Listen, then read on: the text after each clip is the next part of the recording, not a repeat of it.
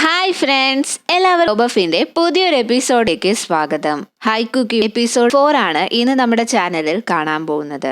ജോ ഹായൂണിനോട് അവരെ രണ്ടുപേരെയും കാണാനില്ലല്ലോ, എങ്ങാനും രണ്ടും കൂടി പ്രേമത്തിലായോ എന്ന് ചോദിക്കുന്നതിന് അവൻ മറുപടി കൊടുക്കാത്തതിന്റെ ദേഷ്യത്തിൽ അവനെ കുറെ ചീത്ത പറഞ്ഞാണ് അവൾ സീറ്റിൽ പോയിരിക്കുന്നത്. അവിടെ നിൽക്കട്ടെ, ഇത് നിന്നെ പോലെ ചീഫ് സെലക്ട് ചെയ്ത സ്റ്റാഫാണ് ഷിൻ എന്ന് ആന്റി അവനെ അവൾക്ക് പരിചയപ്പെടുത്തി കൊടുക്കും. ആ കുക്കി കഴിച്ച് ഒരു കുട്ടി മരിച്ചെന്ന് ടെൻഷനോടെ മിന്യങ് പറയുന്നത് കേട്ട് ആ കുക്കി കഴിച്ചാണ് ആ കുട്ടി മരിച്ചതെന്നോ അതിലെ ഡ്രഗ്സിന്റെ കണ്ടന്റോ ആർക്കും ഒരിക്കലും കണ്ടുപിടിക്കാൻ പറ്റില്ല. പിന്നെ CCTV ഫോട്ടേജ് നശിപ്പിച്ച് ഇവൻ നിന്നെ സേഫ് ആക്കിക്കൊള്ളും, നീ സോഹിയെ മാത്രം ഒന്ന് ശ്രദ്ധിച്ചാൽ മതി എന്ന് ആന്റി അവളെ സമാധാനിപ്പിക്കും. സ്റ്റേഷനിൽ നിന്നും ടീം ലീഡറിന്റെ കേസ് റിപ്പോർട്ട് ചെയ്ത കാര്യം ഓഫീസറിനെ വിളിച്ചു പറയുന്നുണ്ട്. കൂട്ടത്തിൽ ആ കംപ്ലൈന്റ് രജിസ്റ്റർ ചെയ്തത് സിയങ്ങും മിന്യങ്ങുമാണെന്ന് കേൾക്കുമ്പോൾ ആ കേസിനെ പറ്റി ഓഫീസർക്ക് ഒരു ഡൗട്ട് തോന്നും. അതുകൊണ്ട് തന്നെ നേരെ ആ പ്രതിയെ കാണാൻ വേണ്ടി ഇറങ്ങുന്നുണ്ട്. അന്നേരമാണ് ചെൻ തന്റെ കാറിന്റെ അടുത്ത് നിന്ന് പരുങ്ങുന്നതായി ശ്രദ്ധിക്കുന്നത്.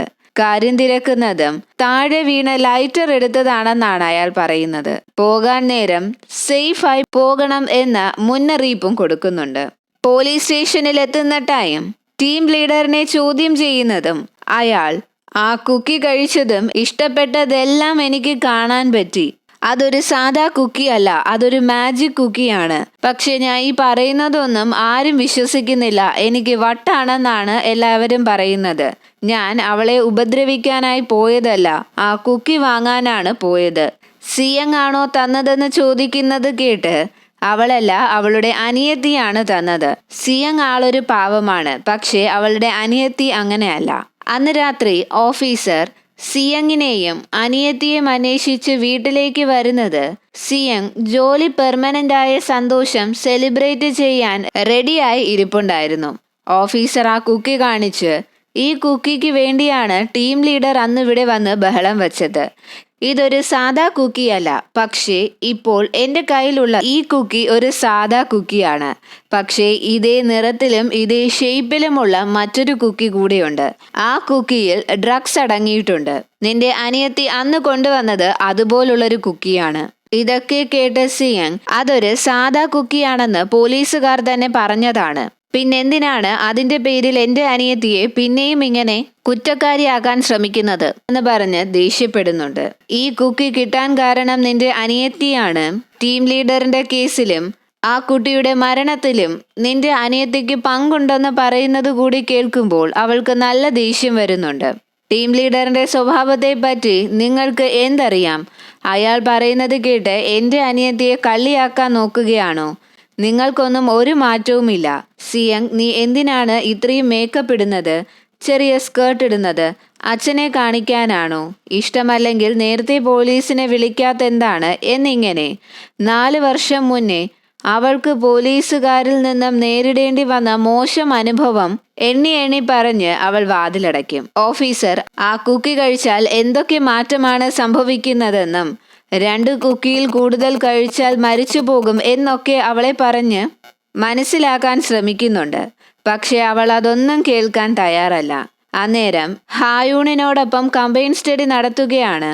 ഇന്ന് വീട്ടിലേക്ക് വരാൻ പറ്റില്ല, നാളെ നമുക്ക് സെലിബ്രേറ്റ് ചെയ്താലോ എന്ന് മിന്യങ് മെസ്സേജ് ചെയ്യുന്നുണ്ട്. ഓഫീസർ അവൾക്ക് കോണ്ടാക്ട് ചെയ്യാനായി അയാളുടെ ബിസിനസ് കാർഡ് വെച്ച ശേഷം തിരിച്ച് സോഹിയെ കാണാനായി സ്കൂളിലേക്ക് പോകുന്നുണ്ട്. എന്നാൽ പെട്ടെന്ന് തന്നെ സിയങ് പുറത്തേക്ക് ഇറങ്ങി വന്ന് എൻ്റെ അനിയത്തി നിരപരാധിയാണെന്ന് തെളിഞ്ഞാൽ മുട്ടുകുത്തി മാപ്പ് പറയാൻ തയ്യാറാണോ എന്ന് ചോദിക്കുന്നുണ്ട്. അയാളും മാപ്പ് ചോദിക്കാമെന്ന് സമ്മതിക്കും. എന്ത് ഹെൽപ്പാണ് ചെയ്തു തരേണ്ടതെന്ന് ചോദിക്കുന്നതും മിന്യങ്ങിന്റെ ബോയ് ഫ്രണ്ടിനെ ചെന്ന് കാണാനായി പറയുന്നുണ്ട് ആ ഓഫീസർ.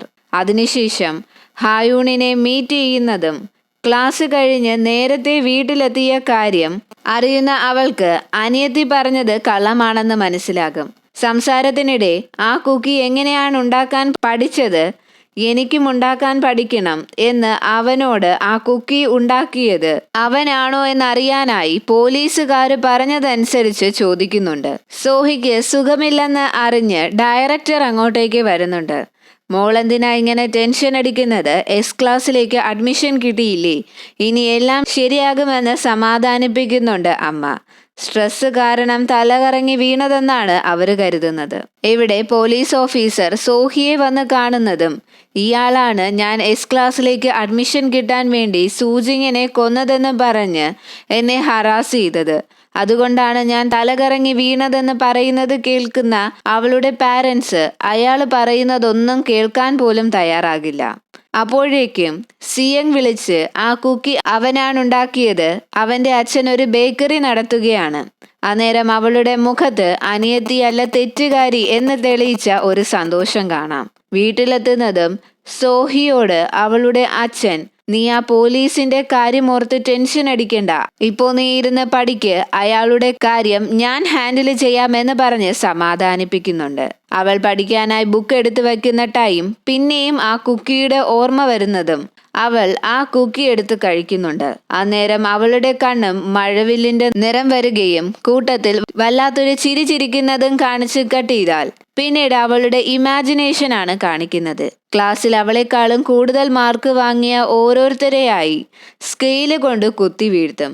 ശേഷം അവൾ ക്ലാസ് ഫസ്റ്റ് ആകുന്നത് കണ്ട് അച്ഛനും അമ്മയും അവളെ കൺഗ്രാജുലേറ്റ് ചെയ്യുന്നതാണ് കാണിക്കുന്നത്. ആരോ ഒരാൾ മെസ്സേജ് അയച്ച് റൂഫ് ടോപ്പിലേക്ക് വരാനായി ആവശ്യപ്പെടുന്നുണ്ട്. അത് കാണിച്ച് കട്ട് ചെയ്താൽ മിനിയങ് ലേറ്റായി വീട്ടിലെത്തിയിട്ടും അവൾ അറിഞ്ഞ കാര്യങ്ങളെ പറ്റി ഒന്നും അനിയത്തിയോട് ചോദിക്കുന്നില്ല. ഹായൂൺ ചേച്ചി വിളിച്ച് കുക്കി എങ്ങനെയാണ് ഉണ്ടാക്കുന്നത് എന്നതിനെ പറ്റി ചോദിച്ചതെല്ലാം മിനിയങ്ങിനോട് പറഞ്ഞിട്ടുണ്ടാകും. ഹായൂൺ ചേച്ചി വിളിച്ച് കുക്കി എങ്ങനെയാണ് ഉണ്ടാക്കുന്നതെന്ന് ചോദിച്ച കാര്യമെല്ലാം മിനിയങ്ങിനോട് പറഞ്ഞിട്ടുണ്ടാകും. അവിടെ നിന്ന് കട്ട് ചെയ്ത് ഓഫീസറെ അയാളുടെ സീനിയർ വിളിച്ച് ആ സ്കൂളിലെ കേസ് അന്വേഷണം കണ്ടിന്യൂ ചെയ്യണ്ട, രാവിലെ തന്നെ വന്ന് കാണണമെന്ന് പറഞ്ഞ് ദേഷ്യപ്പെട്ട് ഫോൺ കട്ട് ചെയ്യും. അതിനുശേഷം ഓഫീസർ കാറിലിരുന്ന വെള്ളം എടുത്ത് കുടിച്ചത് മാത്രമേ അയാൾക്ക് ഓർമ്മ കാണൂ. പെട്ടെന്നാണ് കണ്ണ് മങ്ങാൻ തുടങ്ങുന്നത്. രാവിലെ ബസ്സിലിരിക്കുന്ന ടൈം ഡയറക്ടറിന്റെ മകളുടെ ആത്മാവിന് വേണ്ടി പ്രാർത്ഥിക്കണം എന്ന മെസ്സേജ് എല്ലാ വർക്കേഴ്സിന്റെയും ഫോണിലേക്ക് വരുമ്പോഴാണ് ആ കുട്ടി മരിച്ചെന്ന കാര്യം സിയങ് അറിയുന്നത്. ഉടനെ ഓഫീസറിനെ വിളിക്കുന്നതും അയാൾക്ക് പകരം മറ്റൊരാളാണ് കോൾ അറ്റൻഡ് ചെയ്യുന്നത്. ആക്സിഡന്റ് പറ്റി അഡ്മിറ്റ് ആണെന്നും ഈ കോൾ വിളിക്കുന്നത് ആരാണെന്നും ഒക്കെ കോൾ അറ്റൻഡ് ചെയ്യുന്ന ആള് തിരക്കുന്നുണ്ട്. അയാളുടെ ഫേസ് ഇപ്പോൾ കാണിക്കുന്നില്ല, കയ്യിലെ ഒരു മുറിവ് മാത്രമാണ് കാണിക്കുന്നത്. അവിടെ നിന്ന് കട്ട് ചെയ്ത് സോഹി ബിൽഡിങ്ങിന്റെ മുകളിൽ നിന്നും ചാടി മരിച്ചെന്ന ന്യൂസ് അറിഞ്ഞ് കുട്ടികളൊക്കെ പാനിക്കാകും. ഇതൊക്കെ കേട്ട് നിങ്ങൾ സ്റ്റഡീസിൽ ഉഴപ്പരുത്, പുതിയ ഹോസ്റ്റൽ ശരിയാക്കിയിട്ടുണ്ട്, ലഗേജ് എല്ലാവരും കൊണ്ടുവയ്ക്കാൻ പറയുന്നുണ്ട് ടീച്ചർ. അന്നേരം ഹായൂൺ അവളുടെ ലഗേജ് എടുക്കണമോ എന്ന് ചോദിക്കുന്നുണ്ട്. സോഹി മരിച്ചെന്ന ന്യൂസ് കേട്ട് ഷോക്കിരിക്കുന്ന അവൾ അതൊന്നും കേൾക്കുന്നില്ല. ഷിന്നിനെ ഒന്ന് നോക്കിയ ശേഷം സോഹി മരിച്ചെന്നത് വിശ്വസിക്കാൻ പറ്റാതെ അവിടെ നിന്ന് ഓടിപ്പോകും.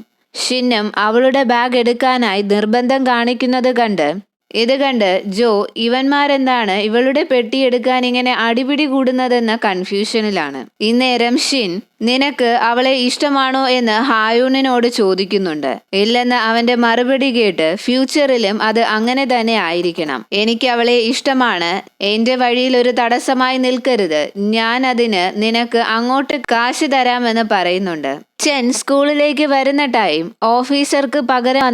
ഓഫീസർക്ക് പകരം കേസ് അന്വേഷിക്കാൻ വന്ന പുതിയ പോലീസുകാരനെ പരിചയപ്പെടുന്നുണ്ട്. അയാൾ പ്രിൻസിപ്പളിന്റെ സൈഡ് ആയതുകൊണ്ട് പെട്ടെന്ന് തന്നെ കേസ് ക്ലോസ് ചെയ്യാം, സ്കൂളിന് ഒരു പ്രശ്നവും വരില്ല എന്ന് ഉറപ്പ് കൊടുത്ത് അവരോടൊപ്പം കമ്പനി അടിച്ചിരിക്കുകയാണ്.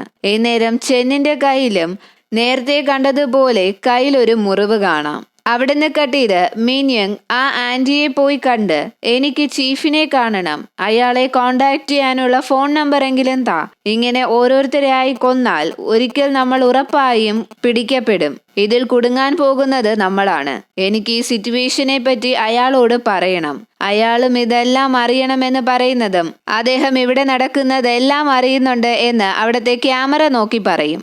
നിന്റെ ചേച്ചിയുടെ ഫാക്ടറിയിൽ ആ കുക്കി കാരണം പ്രശ്നമുണ്ടായ കാര്യവും ചീഫ് അറിഞ്ഞിട്ടുണ്ട്. ആ പോലീസുകാരന്റെ ശല്യം ഇനി ഉണ്ടാകില്ല.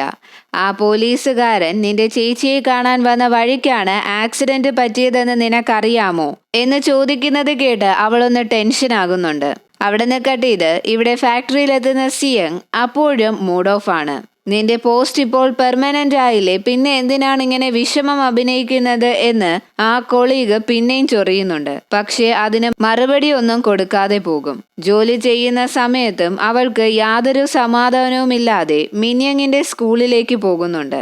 കുറെ നേരം ഗേറ്റിന്റെ മുന്നിൽ തന്നെ ആലോചിച്ചു നിന്ന ശേഷം രണ്ടും കൽപ്പിച്ച് അകത്തേക്ക് കയറാനായി പോകുന്നതും ആ ടൈം അവിടെ വരുന്ന ഒരു ലേഡിയുമായി കൂട്ടിയിടിക്കുന്നുണ്ട്. അത് വേറാരുമല്ല, നമ്മുടെ ആന്റിയാണ്. കയ്യിൽ നിന്നും താഴെ വീണ സാധനങ്ങളുടെ കൂട്ടത്തിൽ താഴെ വീണ് കിടക്കുന്ന ഹൈ കുക്കി കണ്ട് സിയങ് അത് എടുക്കുന്നതും ആന്റി ചിരിക്കുന്നുണ്ട്.